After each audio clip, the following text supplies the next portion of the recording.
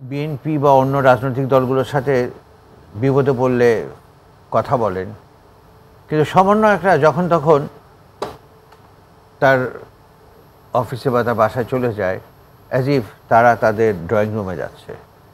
যেই সম্মান নিয়ে, যেই প্রত্যাশা নিয়ে তাকে বসানো হয়েছিল, ঠিক সেভাবে কিন্তু তাকে বিপরীতভাবে তাকে ঠেলে দেওয়া হবে এবং উৎপাটন করা হবে। প্রফেসর ইউনূসকে বুঝতে হবে যে উনি জীবনের সবচেয়ে বড় ভুল করছেন।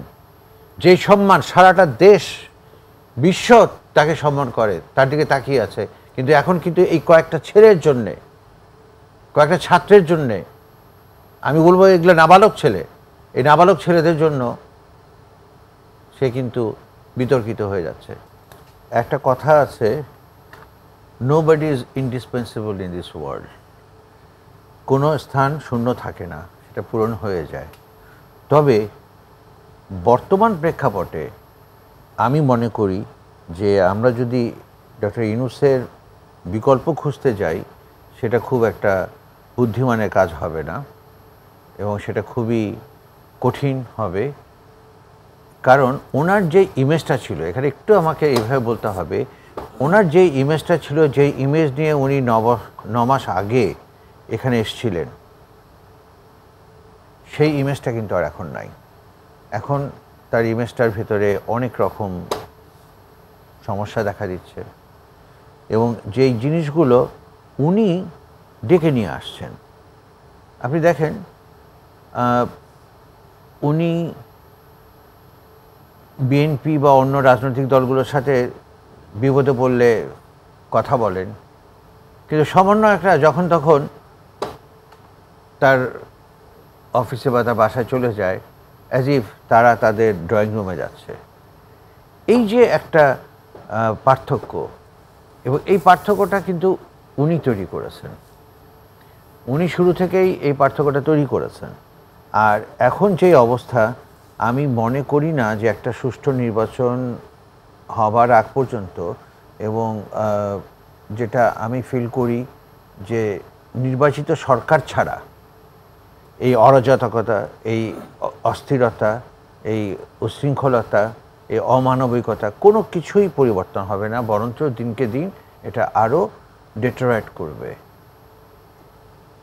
সোজাসাপটা কথা একটাই, যে সংস্কার কি হবে, বিচার কি হবে জানি না, বিচার তার প্রসেসে চলবে, সংস্কার তার প্রসেসে চলবে, কিন্তু এখন সব কিছুর একমাত্র বিকল্প বা একমাত্র উপায় হচ্ছে নির্বাচন, নির্বাচন, নির্বাচন, নির্বাচন, এর কোনো বিকল্প নাই। কিন্তু ওইখানেই সমস্যা, কারণ হলো যে অনেকেই চাচ্ছেন না যে নির্বাচন হোক, কারণ তাদের ধারণা, যে ধারণাটার পিছনে যথেষ্ট যুক্তিযুক্ত কারণ আছে, তাদের ধারণা যে এখন নির্বাচন হলে বিএনপি ক্ষমতায় আসবে, তারা বিএনপিকে ক্ষমতায় দেখতে চায় না। কিন্তু এটা চিন্তা করে না যে বিএনপি আজকে গড়ে ওঠা একটা দল না।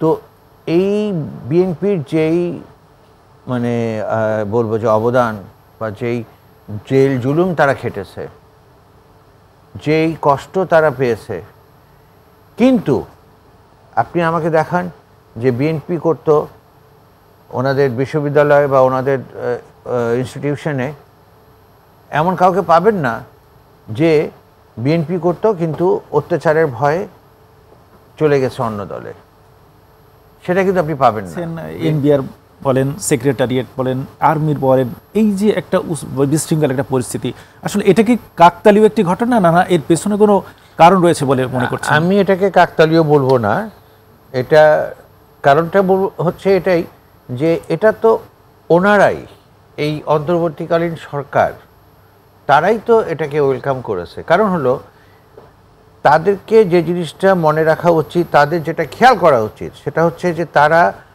একটি নির্দিষ্ট এজেন্ডা নিয়ে এসছেন, বিরাট প্রত্যাশার ফসল তারা। তাদের প্রথম প্রত্যাশাটা কি? একটা সুষ্ঠু নির্বাচন, দ্বিতীয় হলো সংস্কার, এবং তৃতীয় হলো বিচার। এখন সংস্কার আপনি যতই বলেন, আপনি যদি 1000 বছরও সংস্কার করতে দেই, 1000 বছরের একদিন পরে ওটা বাতিল হয়ে যেতে পারবে। তো এইগুলো হলো কন্টিনিউয়াস প্রসেস, এন্ডলেস প্রসেস, এটা চলতে থাকবে।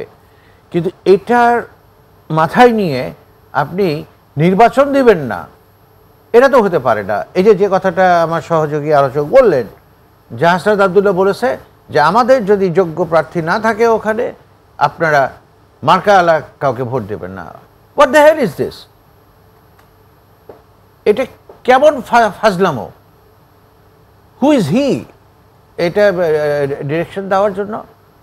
এখানে আমার ভোট আমি দেব, যাকে খুশি তাকে দেব, ওকে।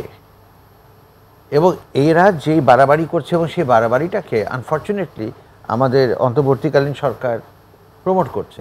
এখন আমি আসি, আপনি যে প্রশ্নটা করলেন, এখানে দেখেন এই মুহূর্তে ও যেটা বললাম যে তাদের মূল কাজ কিন্তু হলো, যতই তারা সংস্কার আর বলুক, কোনো সংস্কার করতে পারবে না। 9.5 মাসে কোনো সংস্কার হয়েছে? কিচ্ছু হয় নাই। বিচারের কতটুকু এগিয়েছে? কিছুই হয় নাই। বিচার করতে হবে একদম দ্রুত বিচার। এখানে অত রাগঢাক করে ওই তাথই করে চলবে না।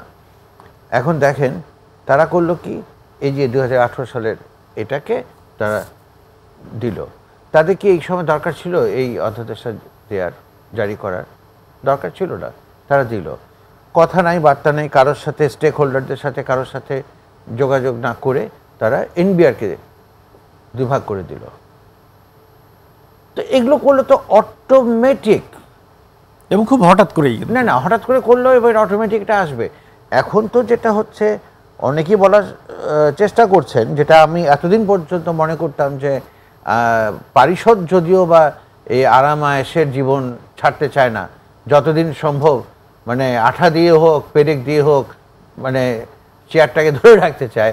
আমার ধারণা ছিল যে প্রফেসর ইউনূস বোধহয় তার চাইতে ব্যতিক্রম, বা সে এটা চায় না। সে চায় যে যত দ্রুত সম্ভব একটা ভালো ইলেকশন হয়ে চলে যাবে। But now I am in confusion.